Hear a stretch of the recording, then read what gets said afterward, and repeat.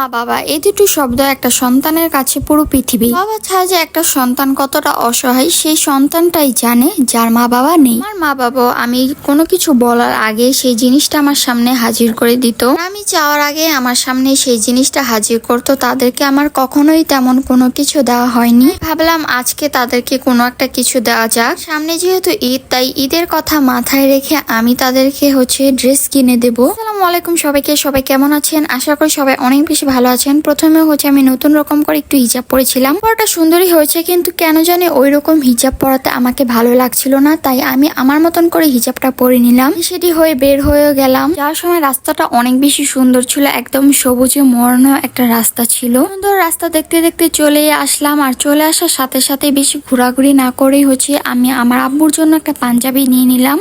আম্মুর জন্য ড্রেস দেখবো, তো আম্মুর জন্য আমি 3 পিস নিব, যার কারণে একটা 3 পিসের দোকানে চলে গিয়েছিলাম। অনেকগুলোই 3 পিস দেখতেছিলাম, তার মধ্যে আমার এই 3 পিসটা অনেক বেশি ভালো লেগেছে। এই 3 পিসটা অনেক বেশি সুন্দর ছিল, তবে আমি আমার আম্মুর জন্য এইটা নিই নাই। আমি আমার আম্মুর জন্য অন্য আরেকটা নিয়েছি। পিস নেওয়া শেষ হয়ে গেলে ওই দোকানটা থেকে বের হয়ে গেলাম। আর এখন সামনের দিকে যাব। ছিলাম কেনাকাটা শেষ, আর কিছু কিনবো না, এখন সোজা বাসায় চলে যাব। কিন্তু না, এখনো আমার টুকিটাকি আরো কিছু কেনাকাটা আছে। আমার একটা ড্রেসের সাথে ম্যাচিং করে হিজাব লাগবে, তো আমি হিজাবের দোকান খুঁজতেছিলাম। এই তো চলে আসলাম হিজাবের দোকানে। এখানে অনেক রকমের হিজাব ছিল, তো আমি দেখতেছিলাম যে আমার ড্রেসের সাথে কোন হিজাবটা ম্যাচিং হবে। আমার ড্রেসের সাথে ম্যাচিং হিজাব খুঁজতে গিয়ে আমি 3-4টা দোকান অলরেডি ঘুরে ফেলেছি, তো আমার একদমই পছন্দ হচ্ছিল না। অবশেষে এই দোকানে এসে আমার একটা হিজাব পছন্দ হয়, সেটা হলো এই হিজাবটা, যেটা আমি হাতে নিয়ে আছি এখন। আমার ভালোই পছন্দ হয়েছে, যার কারণে এই হিজাবটা আমি নিয়ে নিলাম। আর ওখান থেকে বের হয়ে এই দোকানটা আমাদের চোখে পড়ে, আর এখানে অনেক সুন্দর সুন্দর ফুলের গাছ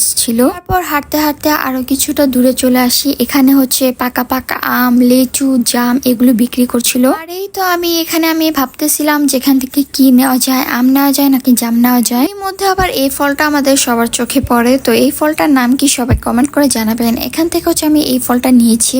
ওখান থেকে গুটি গুটি পায়ে সোজা চলে আসি বাসায়। আর বাসায় আসার পর আমি আমার হাতের ব্যাগগুলো টেবিলে রাখছিলাম। এত এত ব্যাগ আমি সারা রাস্তা ভরে টেনে নিয়ে আসছি। এরপর বাবা মার জন্য যা যা এনেছি সব আমার আম্মুর হাতে দিয়ে দিলাম। আর বাবা বাসায় ছিল না, যার কারণে তার হাতে তুলে দেওয়া হয়নি। আমার আম্মুকে বলছিলাম যে দেখো তোমার এই ড্রেসটা পছন্দ হয়েছে কিনা, আমি নিজে তোমার জন্য পছন্দ করে এনেছি। আর এই ড্রেসটা আমার আম্মুর বেশ পছন্দ হয়। তারপর আমার বাবার জন্য যে পাঞ্জাবিটা এনেছি সেটা আমি আম্মুকে দেখতে বলছিলাম। আম্মুকে বলতেছিলাম যে আব্বুর জন্য এই পাঞ্জাবিটা এনেছি, আব্বুকে পরলে কেমন মানাবে। আম্মু অনেক বেশি পছন্দ করেছে, বলছে যে ভালোই মানাবে। পাঞ্জাবিটা আসলে অনেক বেশি সুন্দর ছিল। আমার বাবা যেহেতু ফর্সা মানুষ, তাকে এই পাঞ্জাবিটা পরলে বেশ মানাবে। পর আম্মুকে বললাম যে তোমার জন্য যে ড্রেসটা এনেছি সেটা খুলে দেখো। আম্মু সুন্দর করে খুলে দেখে নিয়েছিল। তো আজকের জন্য এই পর্যন্তই। সবাই ভালো থাকবেন, সুস্থ থাকবেন। দেখা হচ্ছে অন্য কোনো ভিডিওতে। সেই পর্যন্ত সবাইকে জানাই আল্লাহ হাফেজ।